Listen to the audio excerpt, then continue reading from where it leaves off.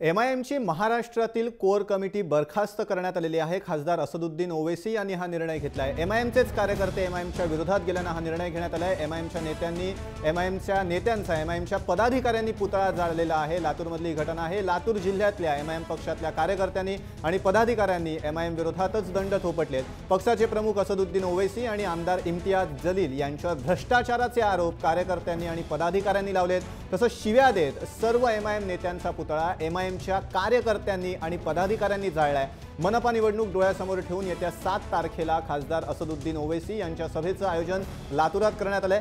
याआधीच एमआयएम मधला हा वाद चव्हाट्यावर आल्यानं राजकीय वर्तुळात खळबळ माजली आहे। माधव सावरगाव आपले प्रतिनिधी आहेत। माधव, लातूर मधला एमआयएमचा अंतर्गत वाद चव्हाट्यावर आलाय आणि एमआयएमची कोर कमिटीच बरखास्त केली आहे ओवैसींनी।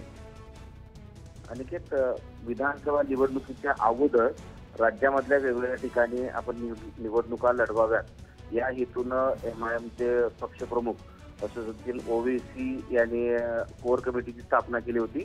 ही कोर कमिटी राज्यभराची होती आणि या राज्यभरातल्या कोर कमिटीमध्ये लातूर, औरंगाबाद। माधव, थोडा वेळ तुम्हाला थांबवतो। तुम्ही आमच्यासोबत असेच राहा। इम्तियाज जलील आहेत, आमदार एमआयएमचे। जलील जी, एमआयएमचेच कार्यकर्ते एमआयएमच्या विरोधात का जात आहेत लातूरमध्ये? नेमका काय आहे हा सगळा प्रकार? काही नाही आहे। म्हणजे आता जे नुकतीच जे निवडणूक संपलेली आहे महाराष्ट्रामध्ये, तिकडे आम्ही खूप सारे पार्टीने बदल करण्याचे ठरवलेले आहे। कारण काही लोकांचं काम बरोबर नाही होता, काही लोकांविरुद्ध खूप सारी तक्रार आली होती। त्या अनुषंगाने बॅरिस्टर असदुद्दीन ओवैसी साहेबांनी काही मोठे फेरबदल करण्याचा निर्णय घेतला होता। लोकांचं असं मत आहे की आम्ही खूप वर्षापासून पार्टीमध्ये आहे, पण ओवैसी साहेबांचं हे धोरण आहे की पार्टीमध्ये असणं हे कारण पुरेसं नाही आहे। कारण जे लोकांना जबाबदारी देण्यात आलेली होती काही जिल्ह्यांची, तिथे पार्टीने चांगली कामगिरी केलेली नाही, तिथे पार्टीला चांगला यश मिळालेलं नाही आणि कोणाच्याही वर एक जबाबदारी दिली पाहिजे।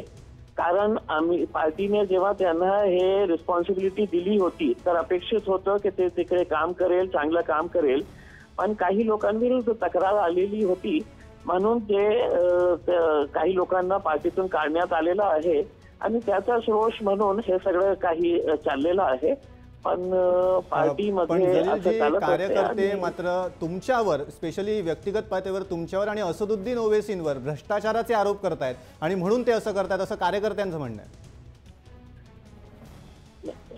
हे खरं गोष्ट आहे की काही लोक असा बिनबुडाचे आरोप करत आहे। माझ्या बाबतीत काहीही असेल तर असद ओवैसी साहेब नक्की त्यांची नजर सगळ्यांवर असते आणि त्यांना सगळं काही माहीत असतं। हे खरी गोष्ट आहे की काही लोकांना, ठराविक लोकांना पार्टीमध्ये एक टार्गेट करून त्यांच्यावर बिनबुडाचे आरोप करण्याचा एक सिरीज सुरू आहे।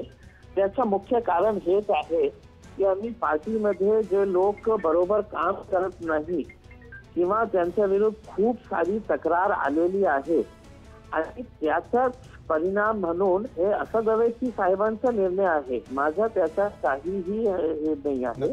असद ओवैसी साहेबांनी हे निर्णय घेतलेला आहे की या माणूस 30 वर्षापासून इथे आहे पण त्याचं काम बरोबर नाही, त्याच्या विरोधी तक्रारी खूप आहेत। सविस्तर प्रतिक्रिया दिली जय महाराष्ट्र, त्यासाठी धन्यवाद। तर एमआयएमच्या कार्यकर्त्यांनी ओवैसी आणि इम्तियाज जलील यांच्यावर जे आरोप केले ते आत्ताच आपण ऐकलं की जलील यांनी फेटाळलेत। मात्र लातूरमध्ये एमआयएमचेच कार्यकर्ते एमआयएमच्या विरोधात रस्त्यावर उतरलेले पाहायला मिळत आहेत।